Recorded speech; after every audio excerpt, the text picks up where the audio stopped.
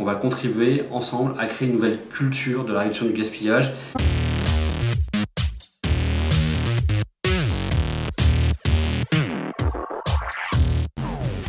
Ecosphère, c'est l'entreprise de référence en France, la pionnière en conception et gestion de dispositifs de réduction du gaspillage. Qu'est-ce que ça veut dire?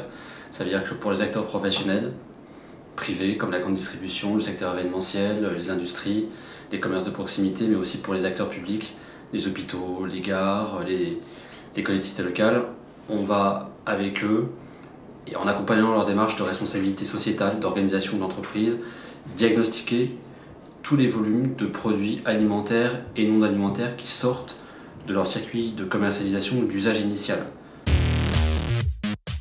On va diagnostiquer la main dans les poubelles les volumes de produits qui ne devraient pas s'y trouver. Ensuite, on va remettre des rapports d'observation sur ce qu'on appelle la gestion des flux de produits sur ces sites, hypermarchés, gares, hôpitaux.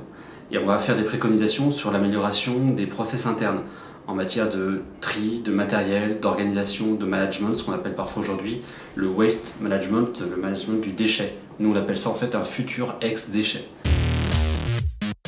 Donc typiquement, si un acteur de la grande distribution nous demande d'intervenir pour l'accompagner dans cette démarche-là, eh bien, un chef de projet d'Ecosphère va se rendre à 2h du matin, à 6h du matin, dans l'entrepôt de la grande distribution, pour voir à ce moment-là pourquoi et comment les produits sont dérayonnés, pourquoi ils sortent des rayons. Et donc c'est à partir de ce moment-là qu'on va diagnostiquer ces volumes de produits qui sont détournés de la vente, et la main dans les poubelles, comprendre pourquoi ils s'y trouvent alors qu'ils pourraient se trouver ailleurs. Ce qui est très intéressant, c'est que la visibilisation du gaspillage, en fait, chez nos clients, ça nous permet de les accompagner dans une démarche de meilleure gestion tout à fait en amont de leur approvisionnement et de leur offre.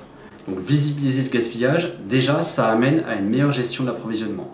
Et on va arriver à un volume de produits en surplus et un produit invendable qui est quasiment incompressible. Et c'est là qu'on va intervenir, nous, pour faire en sorte que, de manière optimisée, on a un process qualité et traçabilité.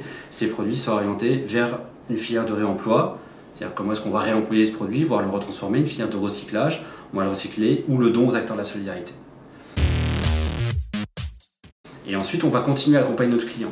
C'est-à-dire qu'on fait des visites d'évaluation sur les sites pour voir si les process sont bien appliqués, avec une méthodologie et des expertises qui s'appliquent aujourd'hui à tout type de problématiques, des problématiques relativement simples sur des monosites comme la grande distribution, ou des problématiques beaucoup plus complexes quand on est sur un territoire comme une gare ou une collectivité locale où il y a 80, 100, 150 parties prenantes différentes.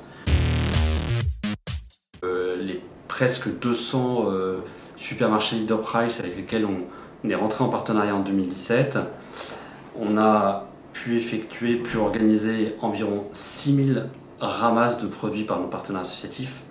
Ça correspond environ à 500 tonnes de produits valorisés par le don, uniquement par le don, à 1,1 million d'équivalents repas distribués aux personnes en situation de précarité, mais ça correspond aussi à 200 000 mètres cubes d'eau économisés par la réduction du gaspillage et à 2550 tonnes d'équivalent CO2 non émis, CO2 responsable du réchauffement de la planète.